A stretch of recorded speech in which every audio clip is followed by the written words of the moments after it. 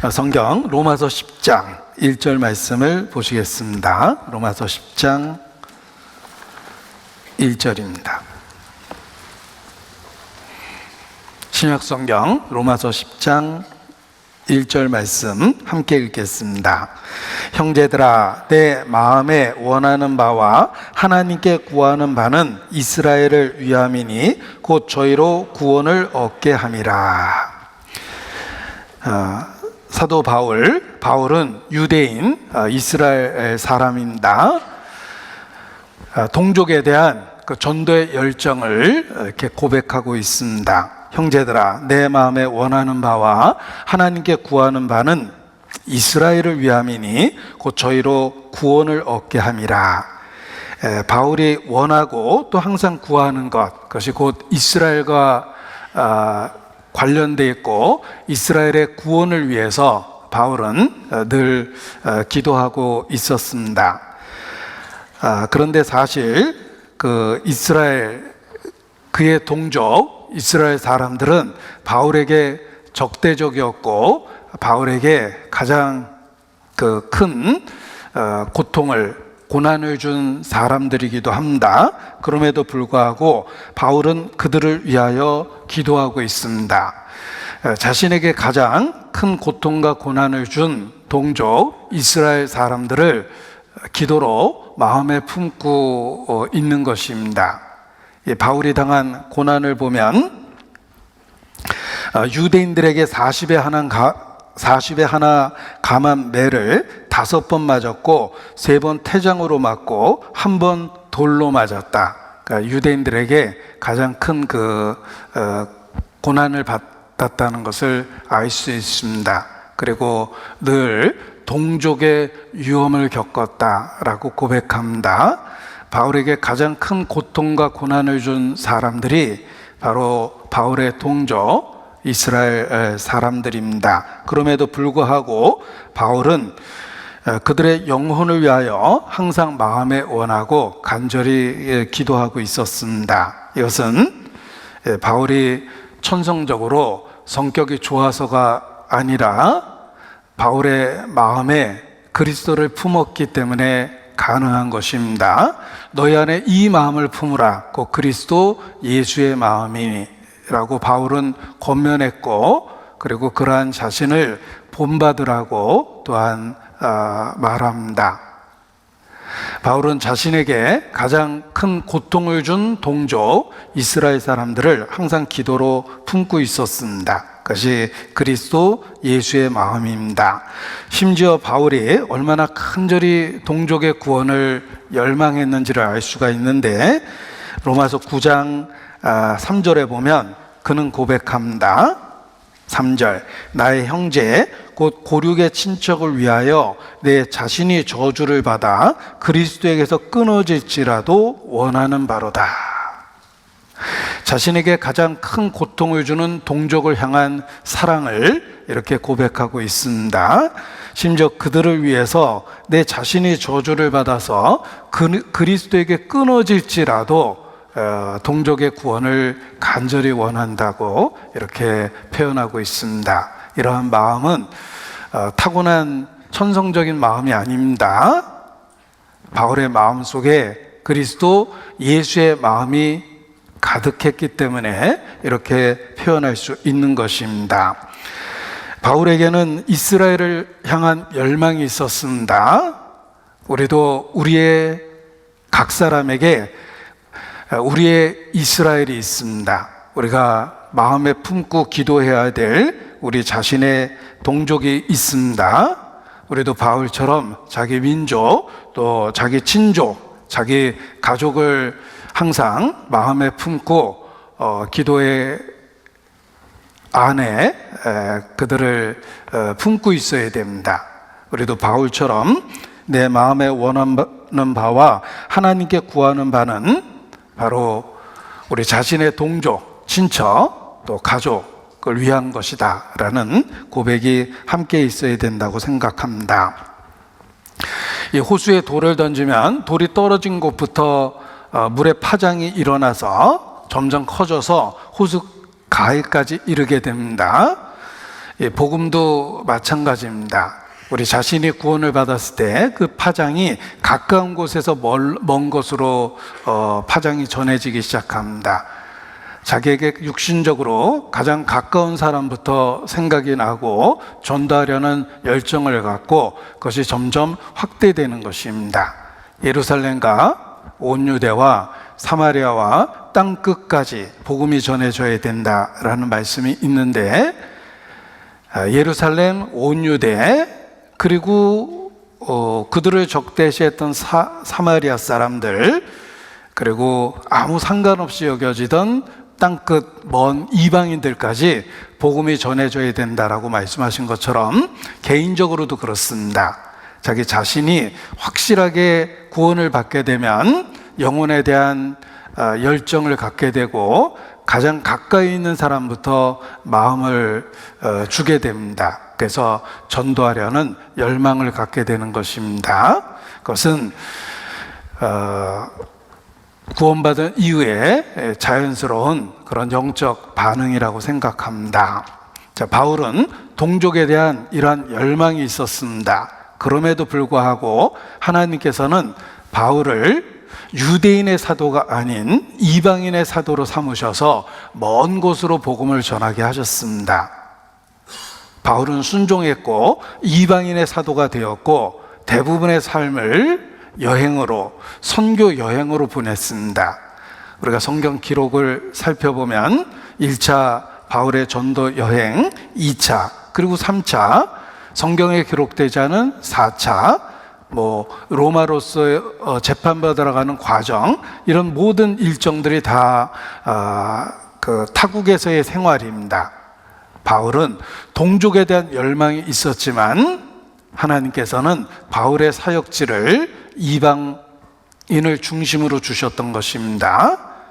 바울은 그럼에도 불구하고 순종했습니다. 그래서 이방인의 사도가 됐는데 자신의 순종이 결국은 유대인에게도 전도의 문을 열게 될 거라는 것을 알고 있었기 때문입니다. 이 로마서 10장 19절에 그러한 표현이 있습니다. 지금 10장 펼쳐져 있죠. 19절, 그러나 내가 말하노니 이스라엘이 알지 못하였느냐. 먼저 모세가 이르되 내가 백성 아닌 자로서 너희를 시기나게 하며 미련한 백성으로서 너희를 노엽게 하리라 하셨고, 백성 아닌 자, 미련한 백성, 이들이 곧 이방인입니다. 유대인이 거절한 복음을 이방인에게 주었고 바울은 이방인의 사도가 되었습니다. 그리고 결과적으로는 그 이방인의 전도를 통해서 자기 백성들을 시기나게 하고 그들에게 도대체 무엇이 주어졌는지를 관심을 갖게 해서 마침내 유대인들도 구원받게 하려는 하나님의 큰 그림이 있었습니다. 바울은 그것을 알고 있었기 때문에 자기 동족에 대한 열망이 가득했음에도 불구하고 사역의 중심은 이방에 있었던 것입니다. 혹 우리를 향한 하나님의 계획도 그러합니다.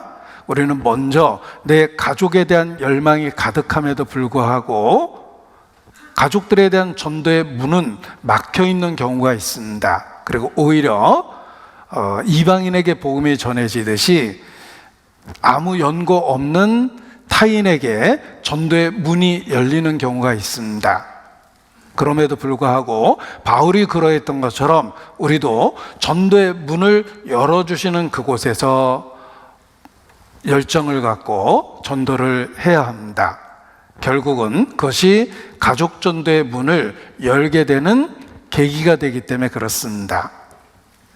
축복하기를 좋아하는 자는 복을 받게 되고 축복하는 것을 멀리하는 자는 복도 멀어질 거라고 말씀하셨습니다.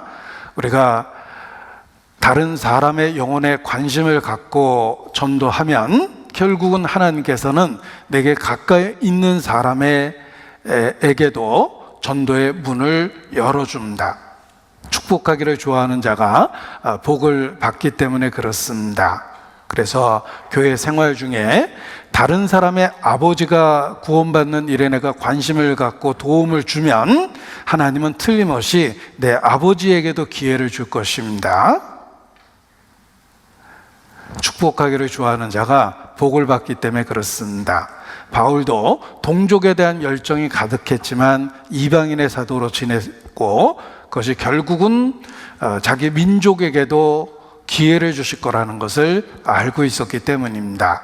이 말씀을 개인적으로 적용하면 우리가 교회 안에서 나와 상관없는 타인의 전도에 참여하고 그곳에서 함께 수고하면 틀림없이 하나님은 내게 속한 사람에게도 기회를 줄 것이라는 것입니다. 주 예수를 믿으라. 그리하면 너와 내 집이 구원을 얻으리라. 너와 내 집을 한 묶음으로 표현하셨습니다. 내게 복을 주신 것은 나를 통한 가족들을 향한 하나님의 계획이 있다는 것입니다. 그래서 전대 문을 열어주는 대로 우리가 함께 수고하는 것이 필요합니다. 결국은 하나님께서 내게 속한 자에게도 은혜를 주시기 때문에 그렇습니다. 자, 유대인 그들은 바울에게 가장 큰 고통과 고난을 준 사람들입니다.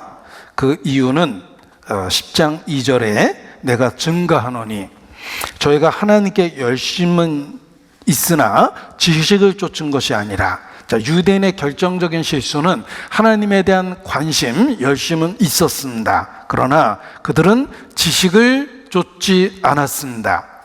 무지, 알지 못하는 상태에서 열심입니다. 잘못된 방향으로 아무리 열심히 가도 목적지로부터 멀어집니다. 지식이 없는 열심이 그와 같이 어리석습니다. 유대인이 그러했습니다. 그들은 하나님께 열심은 있었지만 지식이 없었습니다. 그래서 그리스도를 대적하고 복음을 반대했던 것입니다. 이 단순한 열심은 이교도에게도 있습니다. 진리와 상관없는 이교도들을 살펴보면 이단과 사이비에 속한 사람들도 열심이 있습니다. 그들은 자기들끼리 서로 위로받고 나름대로 희생하고 열심히 하고 있습니다. 그런데 결정적으로 지식을 쫓은 것이 아닙니다. 그래서 그러한 유대인의 모습이 모든 사람에게 경고가 되고 교훈이 되게 한 것입니다. 열심히 하는 게 중요하지만 더 중요한 것은 올바로 하는 것이다. 열심히 달려가는 것도 중요하지만 더 중요한 것은 방향을 먼저 확인하는 것이다. 이와 같이 하나님에 대한 올바른 지식이 반드시 있어야 된다라는 것입니다. 유대인은 크게 실패한 이유가 하나님에 대한 열심은 있었지만 지식을 쫓지 않았기 때문에 그렇습니다. 3절에 보면 하나님의 의를 모르고 자기 의를 세우려고 힘써 하나님의 의를 복종치 아니하였느니라. 하나님의 의가 있고 자기 의가 있습니다. 그리고 5절에 보면 구체적으로 다시 표현하셨습니다. 율법으로 말미암은 의가 있고 6절에 보면 믿음으로 말미암은 의가 있습니다. 서로 대조적인 표현입니다. 유대인은 왜 실패하고 실수했냐면 하나님의 의와 자기 의를 구별하지 못했습니다. 율법으로 말미암은 의와 믿음으로 말미암은 의를 구별하지 못했습니다. 그래서 하나님에 대한 열심은 있었지만 지식을 쫓지 아니하였고 그 결과 그리스도를 반대하고 대적하게 된 것입니다. 그리고 그러한 유대인의 실수가 지금도 우리 가운데 반복될 수 있다는 것입니다. 열심보다 더 중요한 건 지식입니다. 올바로 알고 그리고 올바로 행해야 됩니다. 잘못하면 유대인과 같은 실패를 똑같이 할 수 있기 때문에 그렇습니다. 자, 의에 이르는 두 가지 길이 있습니다. 자기 의가 있고 하나님의 의가 있습니다. 자기 의로 성공한 사람은 유사일에 없습니다. 의인은 없나니 하나도 없고 사람으로서는 할 수 없기 때문에 그렇습니다. 자기 의가 아니라 우리에게는 하나님의 의가 필요합니다. 율법으로 말미암은 의가 아니라 믿음으로 말미암은 의가 필요한 것입니다. 그래서 이 두 가지가 대조적인데 구원과 의는 결코 인간의 성취가 아닙니다. 오직 하나님께서 그리스도를 통해 값없이 주시는 선물입니다. 비교해 보십시오. 자기 의와 하나님의 의가 있는데 율법과 인간의 열심, 이것은 지식을 쫓은 것이 아닌 단순한 열심입니다. 하나님의 의는 은혜와 십자가로 인해서 주어지는 것이며 그리스도의 완성의 계속 사역을 통해서 값없이 주는 것입니다. 인간이 노력해서 얻는 것이 아니라 값없이 주시는 은혜입니다. 그리고 자기 의로 어느 누구도 하늘에 닿은 사람이 없습니다. 바벨탑처럼 하늘에 닿고자 하나 하늘에 닿지 못합니다. 그러나 하늘로부터 내려온 예수 그리스도를 통해 우리는 값없이 의롭다함을 얻을 수 있습니다. 예수님을 통해서 구원과 생명을 얻을 수 있다는 것입니다. 이 두 가지를 뒤섞어서도 안 되고 혼동해서도 안 됩니다. 자기 의가 있고 하나님의 의가 있다. 율법으로 말미암은 의가 있고 믿음으로 말미암은 의가 있다. 우리는 예수 그리스도를 통해 하나님 앞에 이르를 수 있는 것입니다. 값없이 주시는 은혜일 뿐입니다. 이 두 가지를 구별할 수 있어야 됩니다. 구원이라는 말과 의로움이라는 말을 이렇게 동전의 양면처럼 함께 이해할 수 있습니다. 주 예수를 믿으라. 그리하면 구원을 얻으리라. 누구든지 주의 이름을 부른 자는 구원을 얻으리라. 이 구원이라는 말을 의로움이라는 말로 바꿔보십시오. 누구든지 주의 이름을 부르면 구원을 얻으리라. 의로움을 얻습니다. 구원받는다는 말과 하나님 앞에 의로움을 얻는다라는 말이 같은 의미입니다. 하나의 동전이며 동전의 양면과 같은 것입니다. 그래서 때로는 예수 믿으면 구원받는다라는 말이 약간 모호하고 추상적으로 느껴질 때가 있습니다. 그때 구원이라는 단어를 의로움으로 바꿔보십시오. 인간이 어떻게 하나님 앞에 의로워질 수 있습니까? 자기 의로는 불가합니다. 율법으로는 불가합니다. 믿음으로는 가능합니다. 주 예수를 믿으면 구원을, 곧 의로움을 얻습니다. 그래서 구원받는다는 말과 의로움을 얻는다는 말을 함께 생각해 보면 구원의 의미가 더 명확해집니다. 우리는 예수 그리스도를 믿음으로 의로움을 얻는 것입니다. 그것을 멸망으로부터 벗어났기 때문에 구원을 얻는다, 이렇게 표현하는 것입니다. 내가 가진 의는 율법으로 말미암은 것이 아니다. 예수 그리스도를 통해 값없이 받은 의로움이다. 우리는 그렇게 고백하는 것입니다. 자, 이와 같이 자기 의와 그리고 하나님의 의, 율법으로 말미암은 의와 믿음으로 말미암은 의를 우리는 구별할 수 있어야 됩니다. 나는 예수님을 믿습니다. 그래서 구원을 받은 겁니다. 곧 의로움을 받은 겁니다. 내가 가진 의는 값없이 주시는 은혜일 뿐입니다. 자, 로마서 3장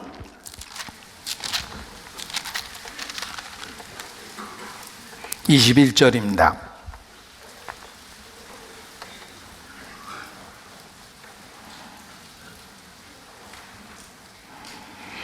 이제는 율법 외에 하나님의 한 의가 나타났으니 율법과 선지자들에게 증거를 받은 것이라. 곧 예수 그리스도를 믿음으로 말미암아 모든 믿는 자에게 미치는 하나님의 의인이 차별이 없느니라.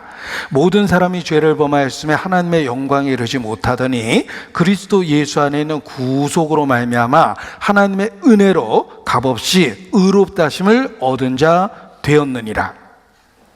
여기 하나님의 의롭다함을 얻은 자, 우리는 예수 그리스도의 구속의 사역을 통해서 그가 구속의 사역을 이미 이루셨기 때문에 은혜로 값없이 의롭다함을 곧 구원함을 얻은 것입니다.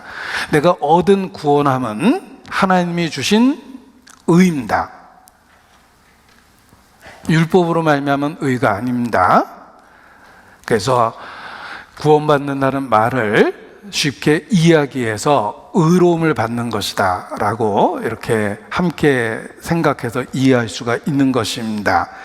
우리가 가진 그 의는 하나님의 의며 하나님께 의롭다함을 받은 것입니다. 율법으로 말미암은 것이 아니며 자기의 의가 아닙니다. 그리스도의 구속의 사역으로 주신 값없이 주신 의로움입니다. 이것이 우리가 갖고 있는 의로움입니다. 어떻게 구원을 얻습니까? 라는 직접적인 질문에 성경은 분명하게 답을 해줍니다. 로마서 10장 9절 10절입니다. 로마서 10장 9절 10절.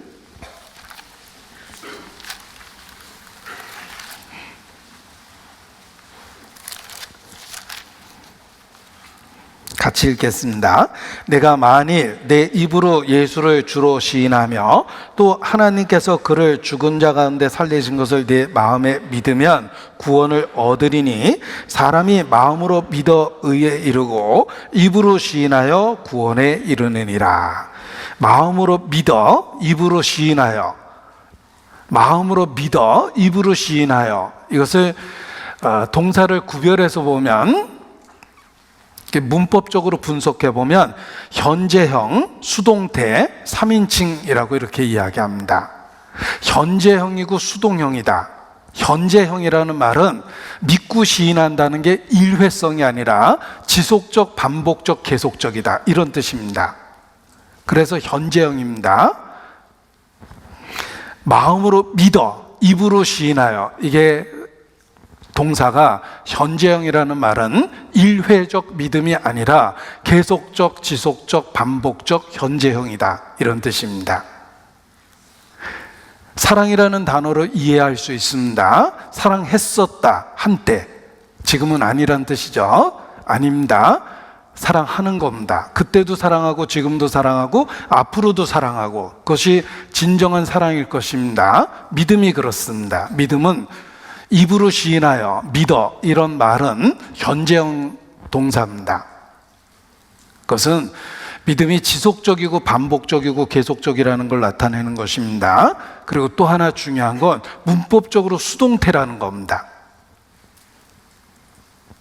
입으로 시인하고 마음으로 믿어, 이런 말들이 수동태입니다. 내가 구원을 받았다라는 말도 수동태죠. 그와 같이 마음으로 믿어 입으로 시인하여, 이런 그 동사적 표현이 다 수동태를 쓴 이유는 그 믿음조차도 하나님이 주시는 것이다, 인간은 철저하게 받아서 생명을 누리는 것이다 라는 인간의 위치를 깨닫게 해주는 것입니다. 주시는 분은 하나님이시고 인간을 철저하게 받아서 생존할 수 있는 겁니다. 왜냐하면 하나님은 창조주고 인간은 피조물이며, 하나님은 구세주고 우리는 그 구세주로부터 구원을 받은 사람이기 때문에 생명에 관한 모든 것들은 수동형이 될 수밖에 없습니다. 마음으로 믿어 입으로 시인하여, 이 동사를 수동형으로 사용한 이유는 철저하게 하나님의 은혜로 주신 것이다 라는 의미를 강조한 겁니다. 이것이 복음의 원리입니다. 우리의 생명은 스스로 존재하는 게 아닙니다. 자기 심장을 스스로 뛰게 하는 사람이 없듯이 생명은 철저하게 하나님께 받는 것입니다. 존재 자체가 피조물이며 하나님이 말씀하심에 우리가 그대로 된 것입니다.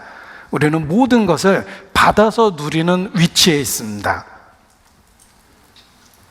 로마서 11장 35절, 이것이 우주의 원리입니다. 11장 35절 제가 읽습니다. 누가 주께 먼저 드려서 갚으심을 받겠느냐? 이는 만물이 주에게서 나오고 주로 말미암고 주에게로 돌아감이라. 영광이 그에게 세세 있으리로다. 아멘. 그렇습니다. 누가 주께 먼저 드려서 갚으심을 받겠습니까?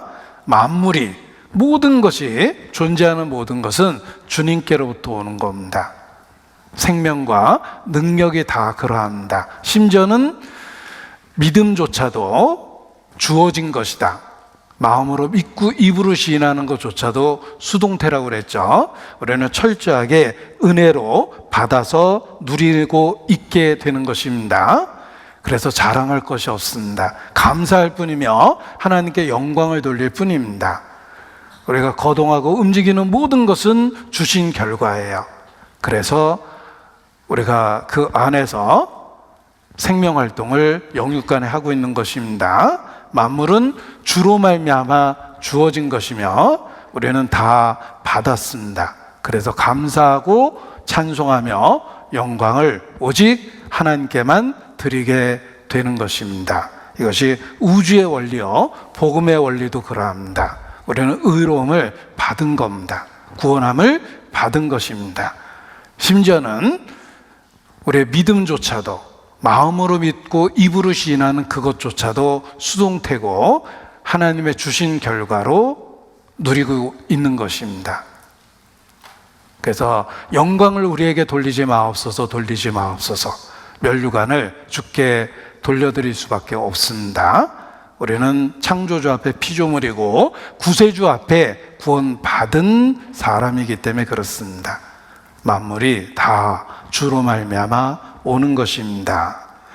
그래서 믿음으로 보면 우리가 누리고 있는 모든 것들이 은혜로 주어진 것이며 결코 인간의 노력의 결과가 아닙니다. 그래서 역설적이지만 복음은 쉽고 분명합니다. 복음은 결코 어려운 것이 아닙니다. 그리스도께서 어려운 것은 이미 다 이루셨기 때문에 우리에게 은혜로 아주 쉽게 주신 겁니다. 그래서 값없이 주셨다, 이렇게 표현하는 겁니다. 로마서 10장 보십시오. 좀 어렵지만 그런 내용입니다. 6절, 10장 6절.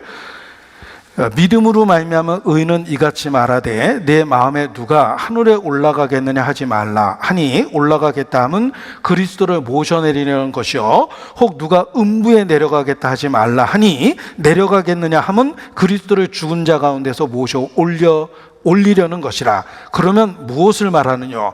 말씀이 내게 가까워 내 입에 있으며 내 마음에 있다 하였으니 곧 우리가 전파하는 믿음의 말씀이라. 하늘에 올라가야 하는 어려운 것도 아니고 음부 아래로 내려가서 구해야 될 어려운 것도 아닙니다. 하나님은 말씀을 아주 가까이 두셨고 우리 입에 두셨고 우리 마음에 두셨다. 그리스도와 관련한 진리는 결코 어려운 것이 아니라 쉬운 것이다. 왜냐하면 어렵고 힘든 불가능해 보이는 모든 일은 그리스도 자신이 이미 이루셨기 때문이다.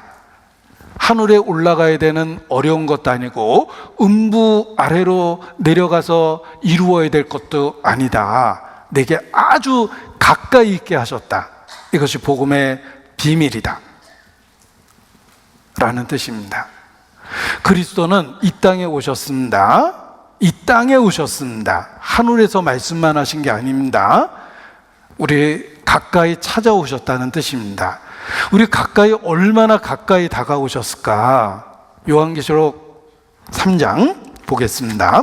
얼마나 가까이 오셨는가? 요한계시록 3장 20절입니다.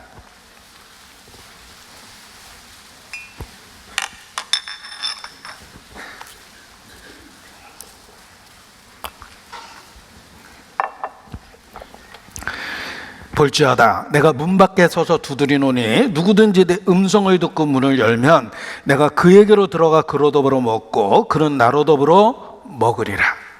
주님이 얼마나 가까이 우리 곁에 오셨냐면 문 바깥에서 두드린다.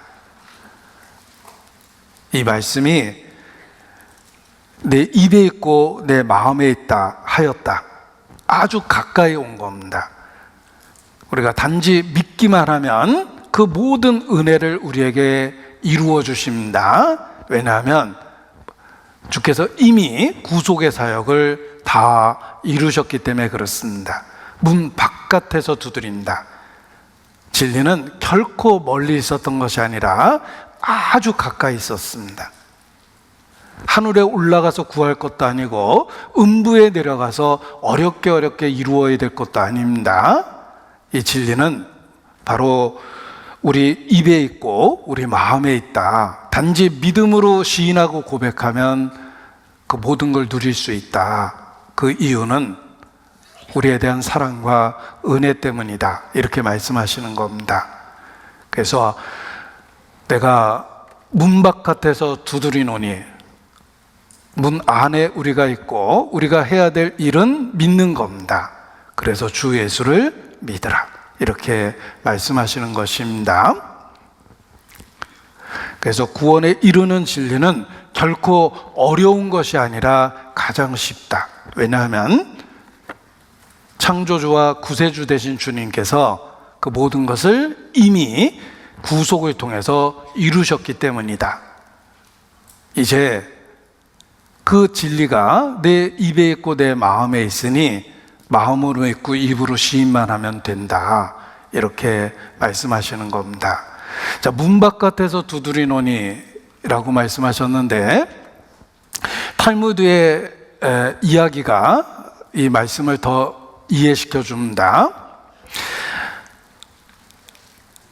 집을 나간 왕자가 있었습니다. 왕은 아버지로서 아들이 너무 그리워서 수소문 끝에 아들을 찾았습니다. 그리고 모든 것을 용서하고 받아줄 테니 돌아오라 라고 아버지의 마음을 전했는데, 아들의 대답은 가고 싶지만 너무 멀어서 못 가겠습니다 라고 대답했습니다. 아버지는 어렵게 다시 사람을 보냈습니다.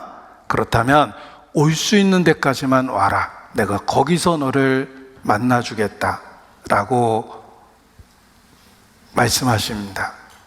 그 탈무드의 일화가 하나님의 마음을 그대로 보여줍니다. 우리가 구원에 이르기 위하여 하늘에 올라갈 수도 없고 음부에 내려갈 수도 없습니다. 너무 멀어서 못 가겠습니다. 주님은 그럼 올 수 있는 데까지 오라 하고 우리 마음문 앞에까지 와주신 겁니다.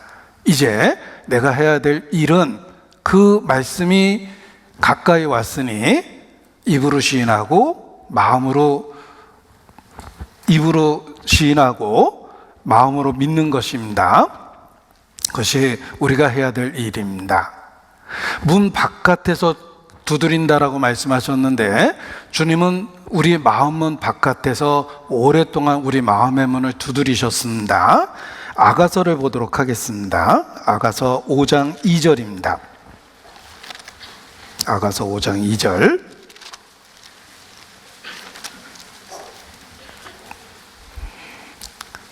아가서 5장 2절입니다.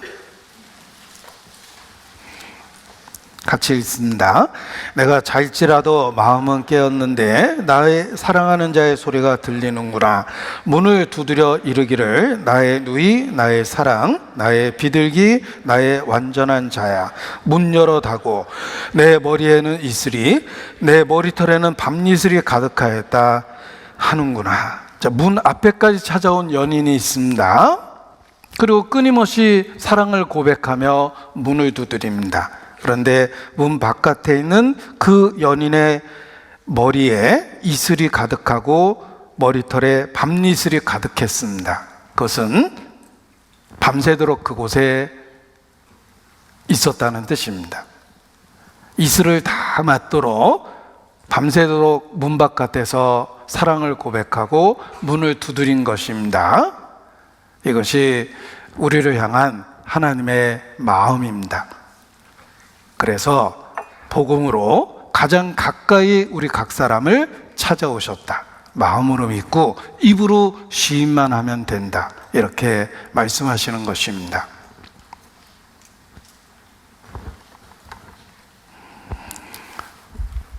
복음을 내 자신이 알지 못했을 때에는 내 자신에 대해서 틀림없이 하나님 앞에 버림받은 존재라고 생각했습니다.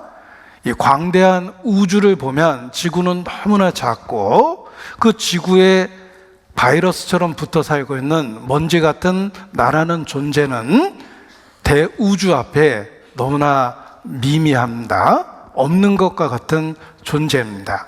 아마도 하나님께서 나를 바라보실 때 대우주 속에, 지구 속에 붙어 있는 먼지처럼 여길 것 같다라는 생각을 하니까 거대한 우주 앞에, 자연 앞에 내 자신의 가치도 그렇게 여겨졌습니다. 그런데 성경을 통해서 하나님의 마음을 보게 됐습니다. 하나님은 천지를 창조하셨습니다. 우주 속의 지구를 구별하셨습니다. 그리고 그 지구의 존재 자체도 사람이 거처할 곳이라고, 사람을 중심으로 지은 거라고 말씀하십니다. 인간을 위해서 지구를 지었고 지구를 위해서 우주를 둘러놓으셨다. 물리적인 상황에서 지구는 중심이 아니지만 하나님의 영적인 관점에서 지구는 우주의 중심이며 지구를 만드셨고, 그리고 사람이 거처할 그곳으로 내가 지었다. 사람.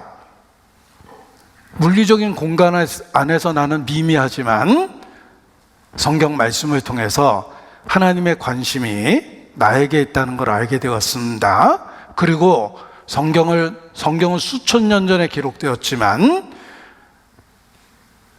21세기 대한민국에 있는 나에게 개인적으로 말씀하시는 것처럼 성경은 그렇게 말씀하십니다. 창세기부터 계시록까지 내 자신에게 적용할 때 한 구절도 버릴 것이 없이 나에게 말씀하시는 것처럼 느껴집니다. 그리고 복음에 대해서도 마찬가지입니다. 복음이 세상 죄를 짊어진 예수 그리스도에 대한 이야기지만 하나님은 내 자신에게 그것을 그대로 적용해서 말씀해 주십니다. 창조주 앞에 1대1의 관계라는 걸 알게 되었습니다. 심판도 창조주 앞에 내 자신이 단독으로 받는 것처럼 복음도 그러합니다. 내 자신이 작고 의미 없고 가치 없고 없어도 될 존재처럼 생각하고 살았는데 복음은 하나님께서 나에 대한 관심과 사랑이 있다고 증거하고 확증합니다. 그래서 복음을 받아들일 수밖에 없고 믿을 수밖에 없었던 것입니다. 내 음성을 듣고 문을 열면 이라는 말씀처럼 말씀 속에서 나를 향한 하나님의 음성, 그 사랑의 음성을 듣고 문을 열 수밖에 없게 된 겁니다. 그래서 믿게 된 것입니다. 자, 믿음의 조건을 보십시오. 내가 만일 내 입으로 예수를 주로 시인하며 또 하나님께서 그를 죽은 자 가운데 살린 것을 내 마음에 믿으면 구원을 얻으리니 사람이 마음으로 믿어 의에 이르고 입으로 시인하여 구원에 이르느니라. 믿음의 내용을 보십시오. 예수를 주로 시인하라. 하나님께서 그를 죽은 자 가운데 살리신 것을 믿으라. 하나님께서 그를 죽은 자 가운데 살리셨기 때문에 살아계시며 살아계신 그 분이 너의 주다, 주님이시다. 그 사실을 입으로 시인하고 마음으로 믿으라. 그래야면 구원을 얻으리라 말씀하십니다. 복음은 쉽고 우리의 입에 있고 마음에 있게 하셨습니다. 믿기만 하면 됩니다. 그래서 마음으로 믿고 입으로 시인하라고 그랬는데 그 내용 속에 하나님께서 그를 죽은 자 가운데 살리신 것을 믿으면 이라는 부활에 관한 내용이 있습니다. 인간이 구원 얻는 절대적 조건으로 예수님을 주로 받아들이는 것과 그리고 예수께서 죽은 자 가운데 살아나신 것을 믿어야 된다는 말씀이 들어 있습니다. 그리하면 구원을 얻을 것이다. 우리의 구원의 조건 속에 하나님께서 그를 죽은 자 가운데 살리신 것을 믿으라는 부활에 관한 말씀이 있습니다. 왜 부활에 관한 말씀을 구원에 대한 절대적 조건으로 삼으셨을까? 그 이유를 생각해 보고자 합니다. 구원을 완성하는 믿음의 이중 구조가 있습니다. 마음으로 믿어 의에 이르고 입으로 신하여 구원에 이르며, 이것은 완전하게 결속되어 있는 진리입니다. 우리가 구원받기 위한 절대적 조건 중에 하나가 그리스도가 죽은 자 가운데 살아났다라는 것을 믿으라는 말씀이 들어있어요. 왜 구원에 대한 절대적 조건 속에 부활에 대한 믿음이 필요한 것일까? 그 이유를 말씀드리려고 하는데, 우리가 반드시 그리스도 부활에 대한 의미를 알고 있어야 되고, 그리고 늘 일깨우고 있어야 됩니다. 그래서 부활이 갖는 그 특별한 의미를 말씀을 드리고자 하는 것입니다. 그리고 오늘 부활에 관한 이야기를 말씀드리고자 하는 이유는 지난주가 부활절이었습니다. 그래서 멕시코 춘계 수양회가 있었던 겁니다. 기독교 국가에서는 부활절이 큰 명절이고 휴일이기 때문에 춘계 대부분 수양회를 합니다. 그래서 지난주가 특별히 부활절이었기 때문에 부활의 의미를 이렇게 일깨우는 것이 필요하다. 왜냐하면 우리가 구원 얻는 절대적 조건 중에 하나가 바로 하나님께서 그를 죽은 자 가운데 살리신 것을 마음에 믿으라는 조건이 들어있기 때문에 부활이 중요하며 그 의미를 일깨울 필요가 있다는 것입니다. 적어도 부활절이라는 그래도 1년에 한 번 찾아오는 그 시기에 부활의 의미를 다시 일깨울 필요가 있어서 부활에 대한 말씀을 드리고자 하는 것입니다. 왜 십자가의 죽음만 믿어서가 구원이 아니라 부활을 믿어야만 구원을 얻는 것일까? 하나님께서 그를 죽은 자 가운데 살리신 것을 믿으면 구원을 얻는다고 그러셨죠. 죽음뿐만 아니라 부활에 대한 내용은 구원에 대한 절대적인 조건이 되는 것입니다. 그래서 제가 정리를 해봤는데 5가지를 정리를 해봤습니다. 그래서 우리의 구원을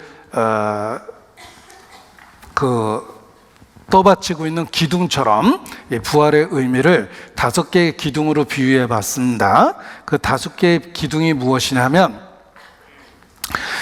여기 정리를 해봤는데, 이 5가지 기둥이 없다면 우리의 믿음은 헛된 것이며 우리는 여전히 죄 가운데 있을 것이다. 우리의 믿음의 내용에 하나님께서 그를 죽은 자 가운데 살리셨다는 부활이 중요합니다. 그 부활이 의미하는 핵심적인 내용이 있기 때문에 그렇습니다. 그래서 그것을 건물을 받치고 있는 그 5개의 기둥에 비유한 것입니다. 육신을 입고 오신 하나님, 부활을 통해서 신성을 입증했고, 또 구속의 사역을 완성했는데 의롭다함을 선언한 것입니다. 그리고 사탄의 권세를 깨트리시고 사망의 권세를 깨트리고 승리하신 것입니다. 그리고 우리 모두에게 부활이 있다는 것에 대한 보증이 되고, 그리고 부활하시고 살아계시기 때문에 지금도 생생하게 우리와 교통할 수 있는 구세주라는 것입니다. 이것이 부활이 갖고 있는 의미입니다. 우리가 주일 일요일 날 모임을 갖는 이유도 초대교회에 그리스도의 부활을 기념하여 그리스도가 부활한 일요일 날 모임을 가졌기 때문에 지금도 일요일 날 모이게 된 겁니다.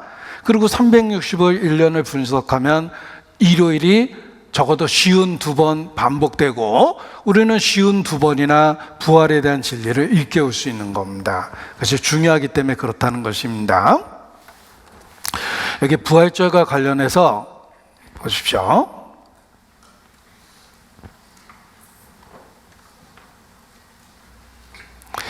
부활의 의미를 구체적으로 생각해 보도록 하겠습니다. 첫 번째는 예수님의 신성에 대한 최종적인 입증, 확증이다. 예수님은 자신을 하나님의 아들이라고 주장했는데 만일 그것이 거짓이라면 미치광이와 거짓말장애일 겁니다. 엄청난 주장을 한 겁니다. 그런데 부활을 통해서 자신이 정말 하나님의 아들, 육체를 갖고 오신 하나님이라는 것을 입증한 겁니다. 그래서 그리스도의 부활은 예수님이 하나님의 아들이라는 주장이 사실이라는 것을 하나님 자신이 입증한 사건이다, 이렇게 말하는 것입니다. 예수님이 어떤 말씀을 하셨는지 생각해 보십시오. 예수님은 자신을 하나님의 아들이라고 스스로 표현했습니다. 육체를 갖고 이 땅에 온 하나님이라는 뜻으로 받아들여질 수 있는 표현입니다. 예수님은 자기 자신에 대해서 엄청난 주장을 한 겁니다. 내가 길이요 진리요 생명이다. 길을 가르쳐주는 존재가 아니라 자신이 길이다. 진리를 가르쳐주는 존재 정도가 아니라 자신을 진리라고 선언한 겁니다. 그리고 자기 자신이 생명 그 자체라고 선언했습니다. 이러한 엄청난 주장을 듣고 당시의 유대인들은 쉽게 받아들일 수가 없었던 겁니다. 내가 스스로 너를 그렇게 증거하니 내 증거는 참되지 않다. 아니, 그런 식으로 주장한다면 그 주장을 어떻게 받아들일 수 있는가? 유대인이 반발한 게 그런 내용입니다. 요한복음 8장 13절입니다. 요한복음 8장 13절.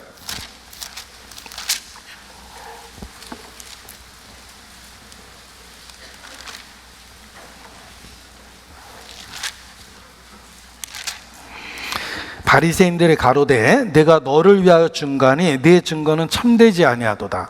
내 스스로 그렇게 주장하면 그게 무슨 의미가 있겠는가? 그럼 엄청난 주장을 그렇게 할 수 있는가? 너 스스로 그렇게 주장하니 그 자체는 참되지 않다, 이렇게 이야기한 겁니다. 그 말이 맞습니다. 객관적으로 그 엄청난 주장을 어떻게 받아들입니까? 지금도 이단의 교주, 사이비의 교주들이 그런 식으로 자기를 주장합니다. 그때 예수께서 하신 말씀들을 살펴보면 5장 31절입니다. 5장 31절. 내가 만일 나를 위하여 증거하면 내 증거는 참되지 아니하되. 니들 말이 맞다. 내가 그냥 주장만 한다면 그게 어떻게 사실로 받아들일 수 있겠는가? 내가 만일 나를 위하여 증거하면 내 증거는 참되지 않다. 유대인들의 말이 객관적으로 맞는 말입니다. 스스로 그렇게 주장하면 그걸 어떻게 받아들일 수 있겠습니까? 그러나 우리가 예수님의 주장을 사실이라고 받아들일 수 있는 이유는 그가 부활하셨다는 것입니다. 하나님께서 그를 살리셨다. 하나님께서 그의 주장과 가르침이 사실이라고 인정해주고 확인해준 겁니다. 이단의 교주도 엄청난 말을 하다가 죽습니다. 죽고 사라집니다. 그러나 예수님은 단지 주장만 한 것이 아니라 하나님께서 그를 살리셨습니다. 그의 주장이 사실이며 그의 가르침이 하나님으로부터 왔다는 것을 선언한 겁니다. 그래서 정말 그는 하나님의 아들이었다 라고 우리가 백부장처럼 고백하며 받아들일 수 있는 것입니다. 5장 36절입니다. 내게는 요한의 증거보다 더 큰 증거가 있다. 요한이 직접 증거했죠. 보라, 세상 죄를 지고 가는 하나님의 아들이라. 그가 성령으로 너에게 세례를 줄 그분이다. 그런데 요한의 증거보다 더 큰 증거가 있다. 36절. 아버지께서 내게 주사 이루게 하시는 역사, 그것은 구속과 대속의 역사입니다. 나야 하는 그 역사가 아버지께서 나를 보내신 것을 나를 위하여 증거한다. 아버지께서 예수 그리스도를 통해서 이루시는 그 역사 자체가 예수님을 증거하는 거다. 나는 주장만 하는 게 아니다. 이런 뜻입니다. 이 말씀처럼 하나님께서 그를 죽은 자 가운데 살리셨습니다. 그것은 그의 가르침과 주장이 사실이란 뜻입니다. 그의 죽음은 단순한 죽음이 아니라 자기 목숨을 많은 사람의 대속물로 내어준 대속의 사건이며, 그가 주장했던 것처럼 그는 실로 하나님의 아들이라는 것을 부활을 통해서 확증시켜 준 겁니다. 그래서 예수님은 부활을 통해서 능력으로 하나님의 아들로 인정되었다라고 선언하는 것입니다.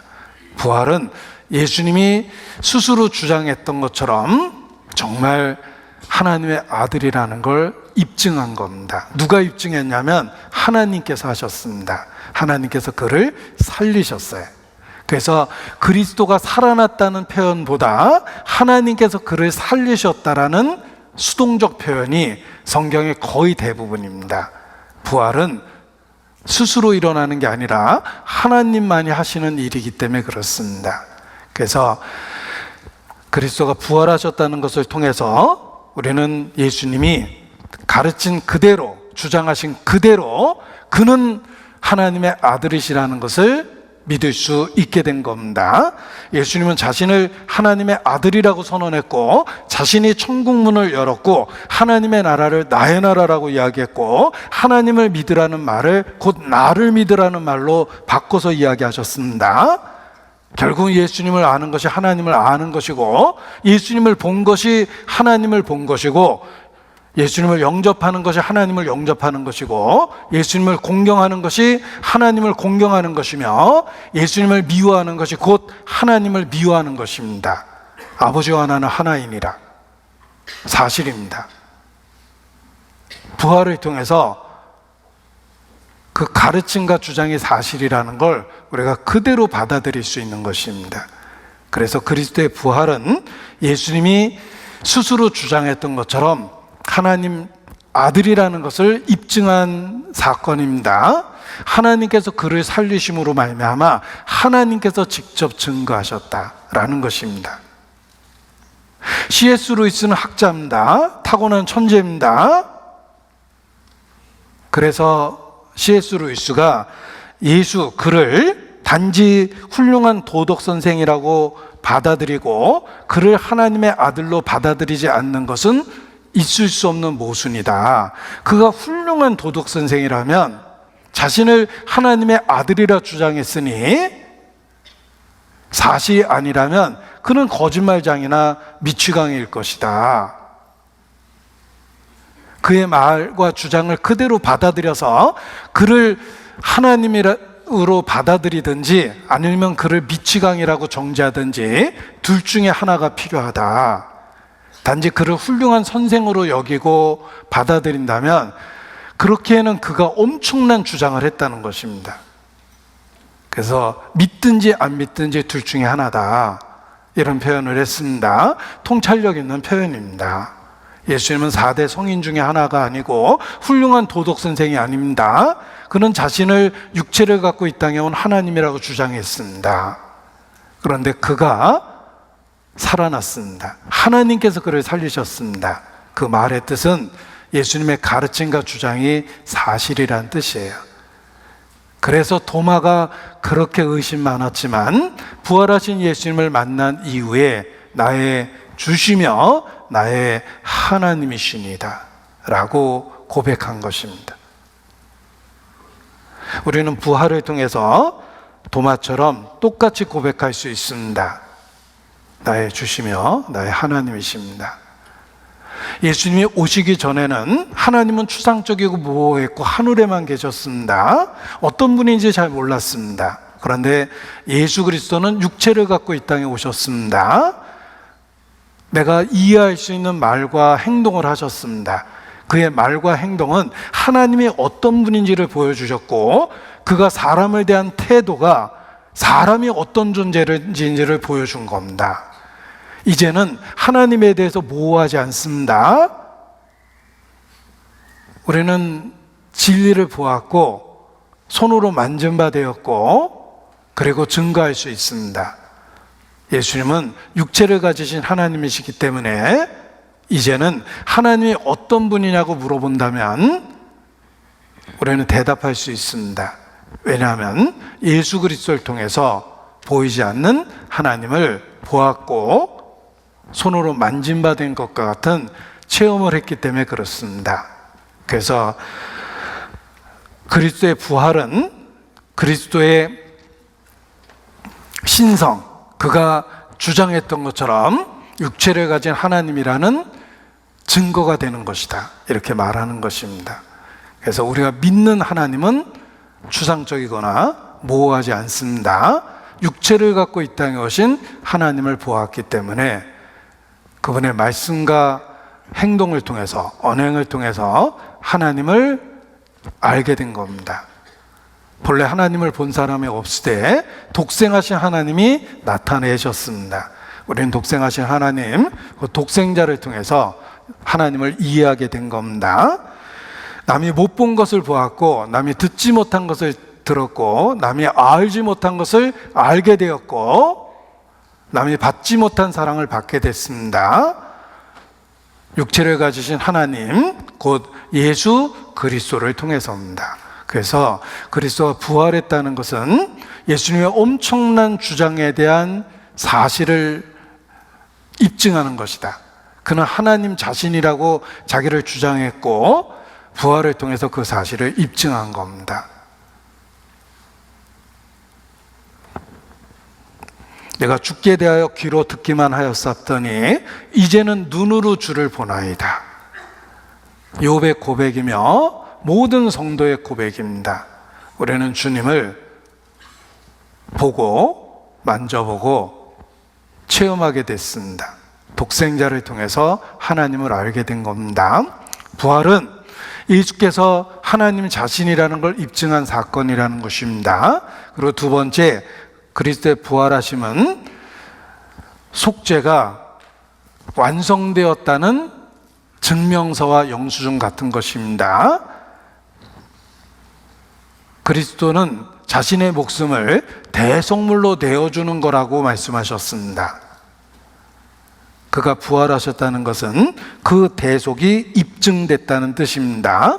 그래서 죄사함을 통해 하나님과의 화목, 화해, 평화를 선포합니다. 너에게 평강이 있을지어다. 죄를 해결했기 때문에 할 수 있는 말씀입니다. 예수님은 대속적 죽음을 당하셨고 부활하심을 통해서 그 희생의 효력이 이루어졌고 이제 믿는 모든 사람에게 의롭다함이 선포된 겁니다. 그것을 유효하게 하십니다. 그리스도는 부활을 통해 우리를 의롭게 했다는 사실을 확인하셨습니다. 우리가 의롭다고 선언한 겁니다. 그래서 예수는 우리 범죄함을 위하여 내어줌이 되고 또한 우리를 의롭다 하심을 위하여 살아나셨느니라. 그가 살아나셨다는 것은 우리가 의롭게 됐다는 선언이며 확증입니다. 그리스도의 부활을 통해서 우리는 속죄가 완성되었다라고 믿게 됩니다. 그래서 평강이 있을지어다 내 백성을 위로하라 복역의 때가 끝났다라는 말씀을 그대로 받아들이고 감사할 수 있는 것입니다. 정말 하나님이 나 같은 사람을 받아주셨을까? 그리스도의 부활을 통해서 확증하십니다. 속죄가 완성됐다는 뜻입니다. 우리의 어떤 상태와 상관없이 그리스도의 부활을 통해서 속죄가 이루어졌다고 선언했습니다.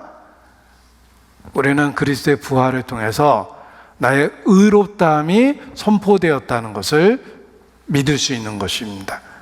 그래서 아직은 죄성 있는 육체에 갇혀져 있지만 양심이 자유함을 얻은 겁니다. 진리를 알지니 진리가 너희를 자유케 되리라. 그 말 그대로 아직 육체는 죄성이라는 감옥 속에 갇혀 있지만 그리스도의 부활을 통해서 의롭다함을 얻었다는 양심의 자유를 얻게 되는 것입니다. 순교자의 노래라고 알려진 찬송입니다. 옥중에 매인 성도나 양심은 자유 얻었네. 옥중에 매인 성도나 우리는 육체라는 감옥 속에 아직 있지만 의롭다함이 선포되었고 양심의 자유를 얻었습니다.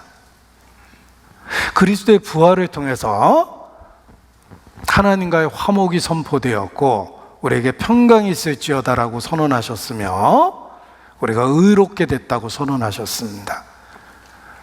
그것을 부활을 통해서 믿을 수 있게 된 것입니다. 그리고 부활의 세 번째 의미는 여자의 후손이 뱀의 머리를 깰 거라는 말씀처럼 그리스도의 부활을 통해서 사망의 권세가 깨어졌다는 것을 확증할 수 있습니다.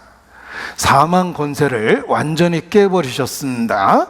그리스도의 부활을 통해서 사망의 권세가 깨어졌고 사탄의 송사하는 법적 권리가 없어졌습니다. 그리고 그리스도는 무조건적인 승리를 이루셨습니다. 그리스도의 부활은 모든 신자들이 장래에 반드시 생명을 얻을 것에 대한 보증이 되게 되었습니다.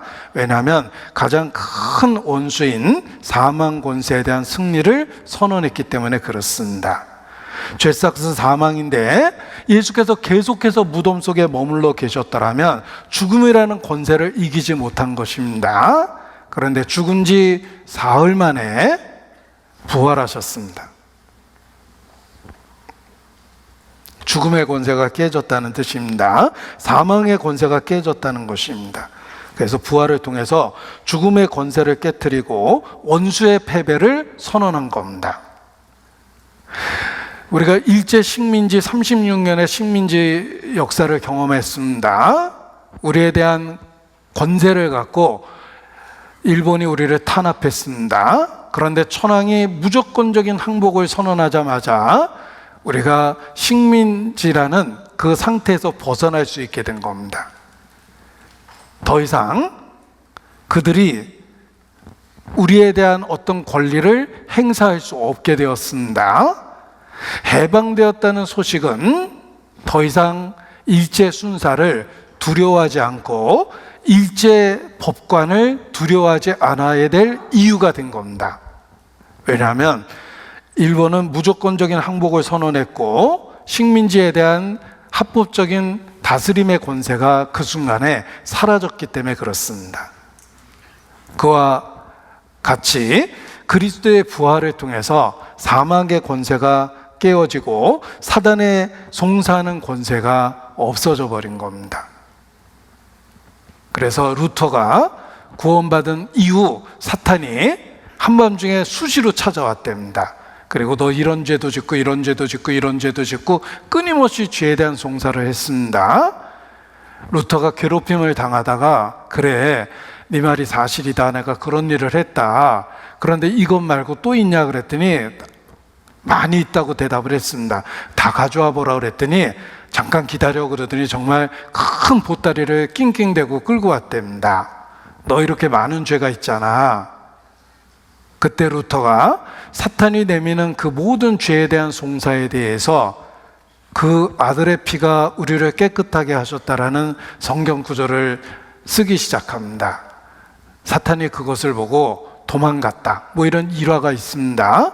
자신의 경험을 그렇게 이야기처럼 표현한 겁니다. 우리도 마찬가지입니다. 더 이상 죄의 송사에 대해서 고통받지 않아도 됩니다. 사탄의 권세가 깨졌기 때문에 그렇습니다. 직위 해제가 된 윗사람이 있다고 생각해 보십시오. 예를 들면 상무, 전무, 항상 회사에서 자신의 그 위치를 갖고 나에게 명령하고 잘못된 일을 시키기도 하고 나를 종부리듯이 부리기도 하고 인격적인 모독도 행하는데 어느 날 직위 해제가 됐습니다. 더 이상 상무도 아니고 전무도 아닙니다. 직위 해제가 됐습니다. 그러면 나한테 전화해서 오라가라, 뭐 김 과장 이것 좀 해줘, 자네 왜 그렇게 멍청해, 이런 이야기 할 수가 없습니다.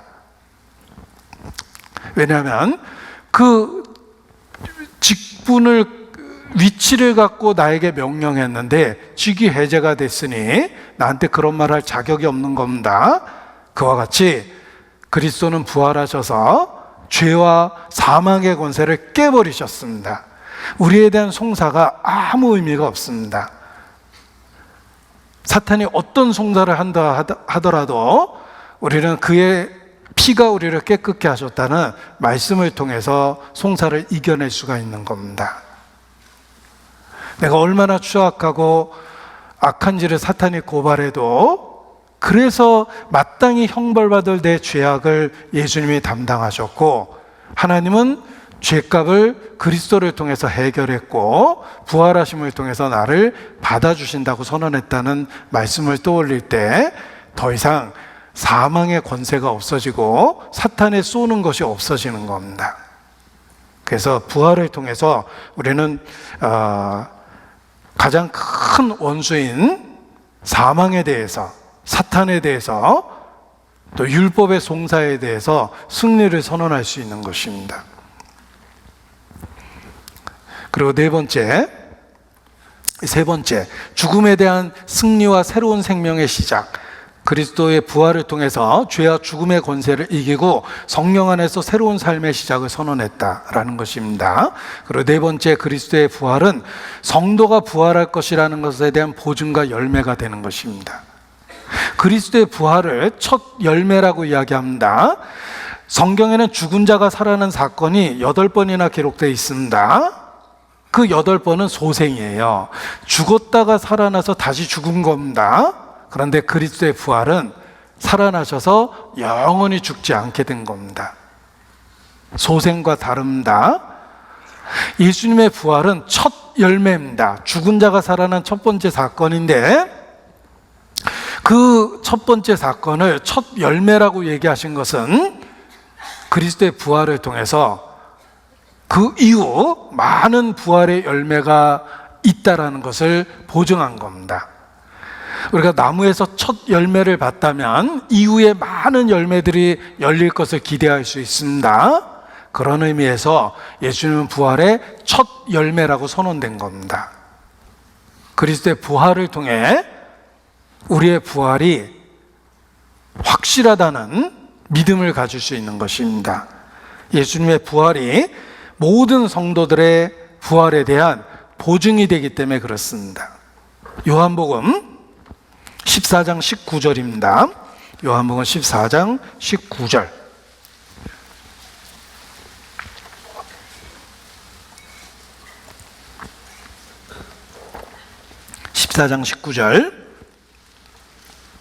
같이 읽겠습니다.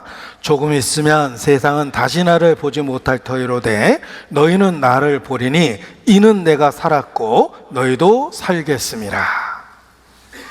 예수님은 십자가를 눈앞에 두고 있습니다. 죽음을 눈앞에 보고 있습니다.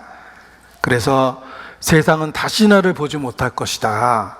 그러나 너희는 나를 보게 될 것이다. 부활하실 것을 말씀하셨습니다. 그리고 이르시기를 내가 살았고 너희도 살겠음이라. 그리스도의 부활은 우리 모두의 부활에 대한 보증이 되는 것입니다. 예수님은 죽으시고 장사되었습니다. 하루, 이틀, 3일, 사흘 동안 무덤에 있었습니다. 요 사흘과 나흘을 또 헷갈리는 분 계시는데 국어사전을 찾아보시기 바랍니다. 사흘 동안 무덤에 계셨습니다. 그리고 계속 거기에 머문 게 아니라 살아나셨습니다. 첫 열매가 되셨습니다. 내가 살았으니 너희도 살 것이다 라는 말씀을 하신 거예요. 결국 그리스도의 부활은 우리가 반드시 살아날 것이라는 것에 대한 보증이 되는 겁니다. 사람이 죽으면 어찌 다시 살 수 있으리까? 욥기에 나오는 의문입니다. 인간이 수천 년 동안 질문했던 겁니다. 내가 살았기 때문에 너희도 살 것이다. 그리스도는 첫 열매가 되셨고 우리도 그리스도의 부활을 통해서 부활의 생명을 얻게 된다는 것을 믿을 수 있습니다. 그래서 그리스도의 부활은 모든 성도의 부활에 대한 보증이다. 내가 반드시 살아날 것이라는 것에 대한 보증은 내가 믿는 구세주가 부활하셨다 라는 것에 있는 것입니다. 그리고 다섯 번째, 네 번째 다시 정리해보면 믿는 자의 부활과 영생을 보증하셨습니다. 예수님은 부활의 첫 열매가 되셨고 그를 믿는 모든 사람들도 부활하며 영생을 얻을 것을 확증하신 것입니다. 그리고 다섯 번째는 주님은 나셨기 때문에 지금도 살아계십니다. 따라서 지금 이 순간 믿는 모든 사람들과 생생하게 사귐, 교통을 하십니다. 그리스도가 살아났다는 말은 지금도 우리와 교통하고 있다는 뜻입니다. 모든 종교의 창시자는 죽었습니다. 옛날 왕들은 큰 피라미드에서 죽어 있습니다. 예수님은 큰 피라미드가 아니라 빈 무덤에서 살아계십니다. 지금도 믿는 모든 사람과 생생한 교통을 하십니다. 왜냐하면 살아나셨기 때문에 그렇습니다. 그래서 새로운 공동체의 탄생과 공동체의 존속을 위한 능력을 부여하게 되었다. 교회입니다. 그리스도의 부활을 통해서 교회가 이루어졌습니다. 부활을 통해 교회가 탄생하게 되었고 지금도 예수께서 살아 역사하시는 것을 통해 교회를 약한 세상에서 존속케 하시는 것입니다. 부활을 통해 주님은 지금도 영원토록 살아계십니다. 우리 각 사람은 믿음을 통해 살아계신 주님과의 관계를 갖고 믿음을 통해 살아계신 주님과 생생하게 사귐을 갖는 교통을 하게 된 겁니다. 하늘이 열리고 인자 위에 하나님의 사자가 오르락 내리락 하게 된 것을 성도는 늘 경험합니다. 우리가 믿는 주님은 역사 속에 한때 계셨던 분이 아닙니다. 죽어서 하늘에서만 만나는 분이 아닙니다. 살아나셨기 때문에 지금도 생생하게 우리 가운데 교통하고 계십니다. 그래서 믿음은, 그리스도와 관련한 믿음은 과거 죄의 형벌로부터 우리를 구원했고 미래 죄의 실체인 육체로부터 우리를 구원할 것이며 현재 부활하신 주님은 우리와 생생하게 교통하고 우리를 보호하고 지키고 인도하십니다. 그리스도가 살아났기 때문에 지금 현재 우리 가운데도 살아계시다는 것을 믿을 수 있는 것입니다. 여기 좀 정리를 해봤습니다. 부활은 그리스도께서 영원히 살아계심을 의미합니다. 볼지어다 믿음으로 봐야 됩니다. 내가 세상 끝까지 너희와 항상 함께 있으리라. 어떻게 그것이 가능하냐면 그리스도는 부활하셨기 때문에 지금도 성도들 사이에 생생하게 살아계시며 함께 하십니다. 부활은 그리스도께서 영원히 살아계심을 의미합니다. 우리는 믿음으로 때마다 일마다 그리스도의 살아 역사하심을 볼 수 있습니다. 세상 끝날까지 너희와 항상 함께 있다고 약속하신 그대로입니다. 그래서 부활이 지탱하는 5가지 신앙적 기둥이라고 그랬는데 부활을 통해서 우리가 반드시 믿어야 될 믿음의 내용을 확인할 수 있는 것입니다. 그래서 너희가 만일 예수를 주로 시인하며 하나님께서 그를 죽은 자 가운데 살리신 것을 그 마음에 믿으면 구원을 얻으리니 사람이 마음으로 믿어 의에 이르고 입으로 시인하여 구원에 이른다고 구원의 조건 속에 하나님이 그를 살리셨다는 말씀을 하신 것입니다. 그리스도는 살아계시기 때문에 현재 죄의 세력부터 우리를 구원하십니다. 매일의 삶 속에서 주님의 보호하심과 도우심을 경험할 수 있다는 뜻입니다. 우리가 봉사회와 어머니의 올해 암송 말씀 중에 정말 가장 중요한 핵심적인 부분이 있습니다. 대제사장과 관련한 히브리서에 있는 예수님에 대한 말씀을 암송하고 있는데 그 말씀의 중심에 가장 중요한 진리가 있습니다. 히브리서 7장 25절입니다. 찾겠습니다. 히브리서 7장 25절.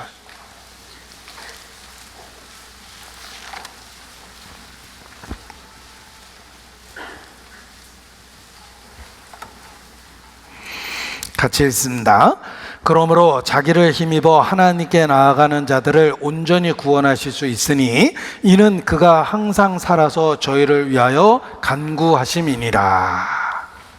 이는 그가 항상 살아서 저희를 위하여 간구하십니다. 죽은 자 가운데 부활하셨습니다. 그래서 저희 가운데 항상 살아계십니다. 믿는 우리 가운데 항상 살아계십니다. 따라서 온전히 우리를 구원하실 수 있습니다.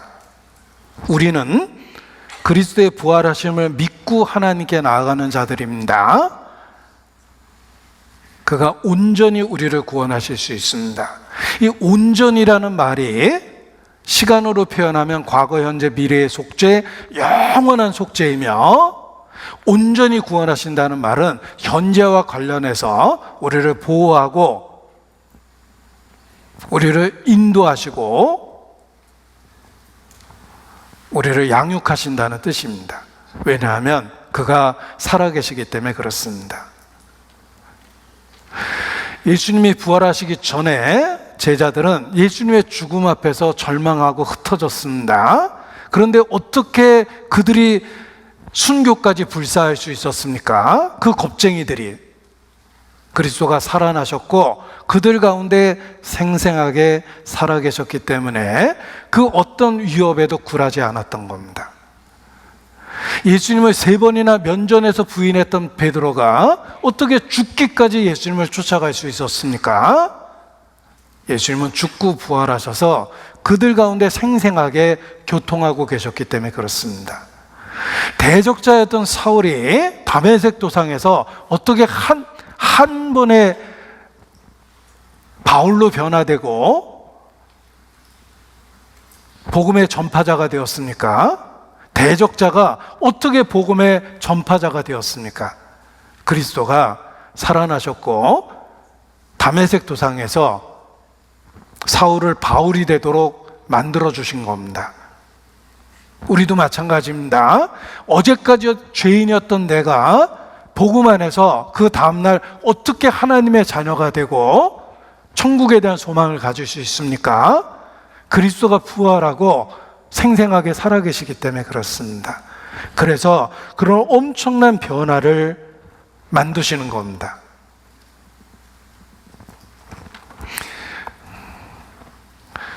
우리가 복음을 전하다 보면 그 사람의 구원받기 전의 모습을 보게 됩니다. 그리고 과정을 거쳐서 구원을 받고 교회에 머물게 되고 교회 일꾼이 되는 모습을 봅니다. 그래서 때로 한 형제, 한 자매의 인생을 옆에서 목격하는 경우가 있습니다. 우리 교회 안에 일꾼된 많은 분들이 처음 교회에 오셨을 때의 모습을 저는 기억합니다. 불신자였을 때부터 본 분이 많습니다. 그리고 그가 구원의 간증을 하고 교회 안에서 성장하고 교회의 일꾼이 되어 있습니다. 그 엄청난 변화를 살아계신 주님이 만든 겁니다. 그리고 변화를 내가 이해하고 공감하는 이유는 내게도 똑같은 변화가 생겼기 때문입니다. 그리스도는 부활하셔서 지금도 믿는 우리 가운데 생생하게 역사하십니다. 보십시오. 예수님의 죽음을 목격한 사람은 참 많습니다. 대적자들도 예수님이 죽는 걸 봤습니다. 구경꾼들도 예수님이 죽는 걸 보았습니다. 예수님의 죽음을 목격한 사람은 많습니다. 그러나 그리스도의 부활하심을 경험한 사람은 오직 구원 얻은 사람들이며 믿는 사람입니다. 지금도 그렇습니다. 단지 십자가에 죽으신 예수님이 아니라 하나님께서 그를 죽은 자 가운데 살리셨다는 사실에 대한 믿음을 갖고 지금도 살아계신 주님을 경험하는 믿음이 올바른 믿음입니다. 우리는 한때 역사 속에 어떤 일을 했던 구세주를 믿는 것이 아니라 그 구속의 역사를 완성하고 지금도 살아계시는 주님을 믿는 겁니다. 그래서 병상에서도 위로받고 핍박 중에도 감사하고 고난 중에 말할 수 없는 기쁨으로 그리스도를 증거하는 겁니다. 왜냐하면 한때 역사 속에 있었던 구세주가 아니라 부활하셔서 지금도 우리와 교통하시는 주님을 경험하기 때문에 삶의 시련 가운데도 믿음을 지킬 수 있는 것입니다. 참된 성도는 부활에 대한 신앙을 고백하며 살아계신 주님을 경험하는 사람입니다. 그래서 단지 죽어서 천국에 가서 만나는 주님이라면 철로역정의 길을 가는 것이 거의 불가능합니다. 우리가 철로역정이라는 신앙의 과정을 능히 갈 수 있는 이유는 부활하신 주님이 그 노정 속에서 함께 하시기 때문에 그렇습니다. 내가 살았으니 너희도 살겠음이라. 보라, 내가 세상 끝날까지 너희와 항상 함께 있으리라. 지금도 주님은 믿는 우리 가운데 생생하게 살아 역사하십니다. 우리는 단지 그리스도의 죽음에 대한 증인이 아니라 부활에 대한 증인입니다. 우리는 예수를 주로 믿고 있고 하나님께서 그를 죽은 자 가운데 살리신 것을 마음으로 믿고 입술로 고백하는 그리스도인입니다. 따라서 부활의 증인이 되는 것이 마땅합니다. 내 삶 속에서 주님이 어떻게 살아계시는지를 증거하는 부활의 증인이 되어야 됩니다. 그래서 전과 다르게 생각하고 전과 다르게 말하고 전과 다르게 살 수밖에 없습니다. 누구든지 그리스도 안에 있으면 이전 것은 지나갔으니 보라, 새 것이 되었도다. 우리의 지정의와 관련해서 새 것이 됩니다. 이전과 다릅니다. 그래서 내가 믿는 주님은 단지 십자가에 못 박혀 있는 주님이 아니라 다시 살아나신 주님을 믿는다고 고백하는 것입니다. 온전한 믿음은 하나님께서 그를 죽은 자 가운데 살리셨다는 것을 믿는 부활에 대한 믿음을 포함한 것이 온전한 믿음입니다. 그래서 우리 구세주는 지금도 살아계시며 지금도 우리 가운데 역사하심으로 어떤 영혼을 우리에게 하셨던 것처럼 사망에서 생명으로 옮겨주시고 한 번도 못 본 천국에 대한 소망을 갖고 기뻐하게 하며 육신의 모든 고통 속에서도 위로받고 기뻐하게 만들어줍니다. 우리의 구세주는 살아계시기 때문에 그렇습니다. 그래서 부활이 갖고 있는 그 중요한 의미를 항상 일깨우며 매일의 삶을 살아야 됩니다. 그가 온전히 우리를 구원하십니다. 왜냐하면 그가 항상 살아서 역사하고 계시기 때문에 그렇습니다. 지난주가 부활절이었는데 적어도 1년에 한 번쯤은 부활에 대한 진리를 분명하게 일깨우고 지나가는 것이 필요하다라고 생각했기 때문에 제가 부활절을 보내면서 오늘 부활의 의미를 함께 나누고 싶었습니다. 제가 여기 마지막 결론으로 정리해 보겠습니다. 부활을 믿는다면 부활의 삶을 살아야 됩니다. 소망 없는 자처럼 그렇게 살면 안 됩니다. 우리도 똑같은 육신의 고난을 갖고 있지만 부활을 믿는 우리는 살아계신 주님의 역사하심을 체험하면서 그 부활의 권능을 통해서 매일의 삶을 살아야 됩니다. 그 가운데 위로받고 그 가운데 기쁨이 있고 그 어떤 어려움 속에서도 우리는 부활을 하신 주님을 증거하면서 살게 되는 것입니다. 그리고 우리의 매일의 삶 속에 함께 계시는 주님을 생생하게 경험하면서 살아야 됩니다. 볼지어다 내가 세상 끝날까지 너희와 항상 함께 있으리라. 항상 함께 계시는 주님을 기억하며 부활의 증인으로 살아야 되겠습니다. 기도하시겠습니다.